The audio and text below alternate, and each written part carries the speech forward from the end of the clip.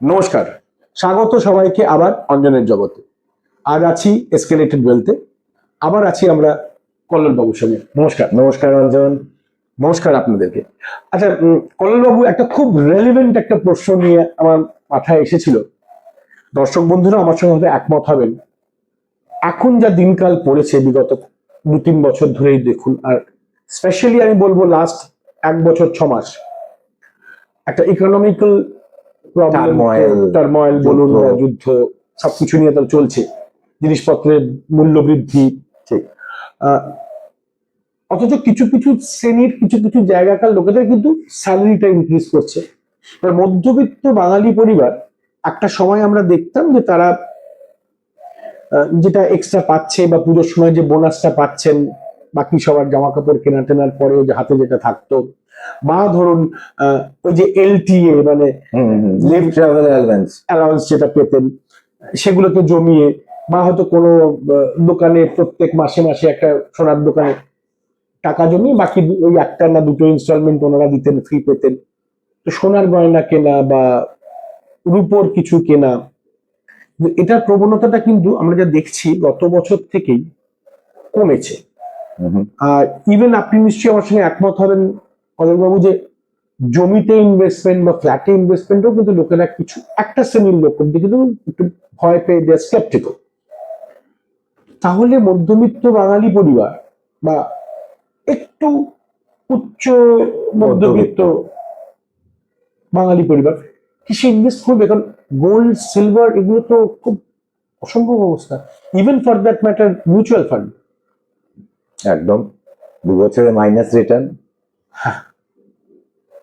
Correct. তো এই সিচুয়েশনটা খুব টাফ। আমি বলতে পারবো না এই সিচুয়েশনটা কবে ওভারকাম হবে, সেটা হচ্ছে প্রথম কথা। আরো ধরুন আরো 1 বছর চলতে পারে, আবার কখনো টার্ন অ্যারাউন্ড করতে পারে, কারণ এটা তো Jio political situation, economic situation, ঘরের ভেতরে বাইরে নানান কিছু জিনিসের উপর ডিপেন্ড করছে। ইভেন ন্যাচারাল ক্যালামিটিস, সে আসামে এত বড় একটা বন্যা হয়ে গেল, এটাও তো একটা বিরাট ক্ষয়ক্ষতি দেশের। প্রথম কথা আমি বলবো, আপনি যখন ইনভেস্ট করবেন, এখন মধ্যবিত্ত খুব টাইট রোপের উপর দিয়ে যাচ্ছে। আমি উচ্চ মধ্যবিত্ত, তাও খানিকটা কমফোর্টেবল জায়গায় আছে। উচ্চবিত্তদের কথা ছেড়ে দিচ্ছি, কারণ তাদের কাছে তো ওয়েলথ ক্রিয়েশন, তাদের আর ইনভেস্টমেন্ট প্ল্যানিং না। ইনভেস্টমেন্ট প্ল্যানিং টপিকটা আলাদা, ক্রিয়েশন টপিকটা একদম আলাদা।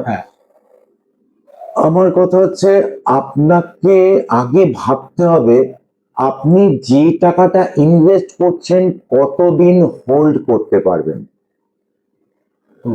ধরুন অঞ্জন, আমরা তো এরকম সময় তো দেখেছি যে গোল্ড 7 বছর ধরে মোরলেস একই প্রাইসে রয়ে গেছে। ঠিক আছে, আমরা তখন যে ইনভেস্টমেন্টটা করেছিলাম, 7 বছর যদি আমার হোল্ডিং ক্যাপাসিটি থাকতো, তারপরে কিন্তু গোল্ড চচ্চর করে বেড়েছে। এবং বিগত 2-3 বছরে গোল্ড যেখানে গেছে, লোক চিন্তাই করতে পারেনি গোল্ড এখানে যাবে। এবং আজকের দিনে দাঁড়িয়ে লোকের গোল্ডের, আগেকার দিনে আমরা দেখতাম, আমরা যখন ছোট ছিলাম, যারা নিকট আত্মীয় তাদের ক্ষেত্রে সোনার গয়না সেটও দিতে দেখেছি বাড়ির লোককে। মিনিমাম নিমন্ত্রণে আমি দেখেছি কানের দুল দিতে। কিন্তু আজকে কি মানুষ ভাবতে পারে একটা কারোর বিয়ের বাড়িতে গেলে কানের দুল দেবে? দুল দিতে গেলেও 10-15 হাজার টাকা খরচা। বেশি তো কম, তার বেশি হবে, আমি ঠিক জানি না কত খরচা। তার বেশি তো কম না, লোক অ্যাফোর্ডই করতে পারছে না। তো ফার্স্ট অফ অল, আপনার বারবার আমি এই কথাটা বলি আপনার সঙ্গে কথা যখন হয় অঞ্জন, আপনার কোন গোলের জন্য কোন ইনভেস্টমেন্টটা করছেন, এবার সেই গোলের টাইম ফ্রেমটা কতদিন, সেটা ভীষণ ইম্পর্টেন্ট। আর আপনি ইনভেস্টমেন্টটা করে কতদিন হজম করতে পারবেন। তো সেই ক্ষেত্রে প্রথমে যে ইনভেস্টমেন্ট গুলো হবে, সেগুলো ইনভেস্টমেন্ট না, সেগুলো সেভিংস। সেভিংস মানে যেখানে বিটা জিরো বা রিস্ক ফ্রি ইনভেস্টমেন্ট বা রিস্ক ফ্রি সেভিংস। আগে প্রোটেকশন করে নিলেন, আমরা এটা নিয়ে বলেছি আর। তো তারপরে আপনি কেন করবেন সেভিংসটা? কারণ আমি যে ক্যাপিটালটা, আমি প্রচুর বডি মাইন্ড টাইম দিয়ে আমার রোজগারটা করেছি, খরচা করার আগে কিছুটা জমিয়েছি, তারপরে খরচা করেছি। অতএব আমার যে উদ্ধৃত্ত টাকাটা আমি জমিয়েছি আজ থেকে 10 বছর বাদে বা 15 বছর বাদে, এইটুকুনি আমার রাইট বা হক থাকা উচিত যে অন্তত ওই ক্যাপিটালটুকুনি ফেরত পাই। হ্যাঁ হ্যাঁ নিশ্চয়ই। তাহলে ফার্স্ট লেভেল অফ ইনভেস্টমেন্ট হচ্ছে ক্যাপিটাল হোল্ডিং। ধরুন আমি এটা খুব সোজা ভাবে বলি, আপনি এখান থেকে আসানসোল যাবেন, আপনি রাজধানীতে উঠলেন, বসলেন সুন্দর একটা সিটি, বসে 1-1.5 ঘন্টার মধ্যে আপনি আসানসোল পৌঁছে গেলেন, বা শতাব্দীতে উঠলেন 2 ঘন্টার মধ্যে আসানসোল পৌঁছে গেলেন, খুব সুন্দরভাবে গেলেন, কোথাও আপনার কিছু করতে হবে না, স্মুথ ড্রাইভ। এইটাই যদি আপনি বাসে করে যান এবং সেই বাসে জায়গা না পান, সেখানে আপনার একটা হোল্ডিং থাকা দরকার, হ্যাঁ যেটা হোল্ড করে বাস যখন বাঁদিকে টার্ন নিচ্ছে, ডান দিকে টার্ন নিচ্ছে, এই বর্ষাকালে নানান পটহোলস এর মধ্যে দিয়ে যাচ্ছে বা কোথাও বাম্পারে উঠছে, সেক্ষেত্রে আপনার একটা কিছু ধরার চাই। সেই ধরার জায়গাটা হচ্ছে আপনার রিস্ক ফ্রি সেভিংস, যেখানে কোনো রিস্ক নেই, সেইখানে হোল্ডিংটা আপনার থাকতে হবে। প্লাস আপনাকে জানতে হবে যে আমি যদি সোনায় ইনভেস্ট করি, তাহলে আমি ইনভেস্টমেন্টটা কতদিন রাখতে পারবো। 8 বছর, 9 বছর, 10 বছর যদি কিছু নাও হয়, তাহলে আমি রাখতে পারবো কি, এটা আমায় ভেবে নিতে হবে। তারপরে হয়তো আমি আমার রিটার্ন খুব ভালো পাবো, যেরকম লাস্ট 3 বছর পেয়েছি সেরকম রিটার্ন পেতে পারি। সবকে ধরে নিতে হবে সেটা। কোনো জিনিসে, কোনো অ্যাসেট ক্লাসে, অনেক ধরনের অ্যাসেট ক্লাস হয়, এককালীন প্রচুর টাকা আমি দিয়ে দেবো না, ফ্র্যাগমেন্টেড ওয়েতে ডেফার্ড ভাবে দেব। বোঝাতে পারলাম? সে গোল্ডে ইনভেস্টমেন্ট করছি, অঞ্জন আপনি গোল্ড বললেন বা সিলভার, আমি ডেইলি 100 টাকা করে দিলাম, ঠিক আছে, তাতে করে হলেও বছর শেষে আমার সে অ্যারাউন্ড 30,000, 25 থেকে 30,000 টাকা একটা হবে। আমি জানি আমার 36,500 তো হবেই, 365 ডেজ। 365 ডেজ যদি করতে পারি, আমি ধরে নিলাম 200-250 30,000 দিন, টাকাই ধরলাম স্যার। 30,000 টাকাই ধরলাম, সব দিন হলো না, ঠিক আছে, সেটাও তো জমলো। সেই 30,000 টাকাটা যদি আমার হোল্ডিং পিরিয়ডের ক্ষমতাটা আমি বুঝে যাই যে এইটুকুনি আমি হোল্ড করতে পারবো, এইটুকুনি আমার সংসার খরচা থেকে বাদ দিলেও আমার কিছু যায় আসবে না, সেই হোল্ডিং পিরিয়ডটা যদি আমি বুঝতে পারি, সেই পরিমাণটা যদি বুঝতে পারি, আমি যে কোনো অ্যাসেট ক্লাসে যেতে পারি, সিলভারে লাগাতে পারি, গোল্ডে লাগাতে পারি। কিন্তু রঞ্জন মনে রাখবেন, silver is more volatile than gold and silver will give you more return than gold in a long run. অতএব আপনাকে হোল্ডিংটা করতে হবে। আর অঞ্জন, আপনি ধরুন ইনভেস্টমেন্ট করছেন, কেন ইনভেস্টমেন্ট করছেন? আপনি আপনার উদ্ধৃত টাকাটা ইনভেস্টমেন্ট করছেন ক্যাশে, to get back cash at the time of need. Absolutely. আমার যেরম যেরম নিড, যেরম যেরম গোল, তার মানে this is a cash to cash cycle. Right. Cash দিচ্ছি, কোনো একটা ইনভেস্টমেন্ট ভেহিকেলে তুলে দিচ্ছি, সেই ইনভেস্টমেন্ট ভেহিকেল থেকে আবার আমি নামিয়ে দিচ্ছি যখন আমার ক্যাশটা প্রয়োজন। দরকার বা প্রয়োজন, ঠিক আছে। এবার ক্যাশ টু ক্যাশ সাইকেল যখন করছি, তখন আমার এই গোলগুলো আমার প্ল্যান গোল বা প্রেডিক্টেবল গোলস। অতএব আমি জানি গোল কতক্ষণ আমি করতে পারবো। এবং অ্যাসেট অ্যালোকেশন এখন হচ্ছে সব থেকে ইম্পর্টেন্ট কথা, আপনার সব অ্যাসেটেই থাকা উচিত।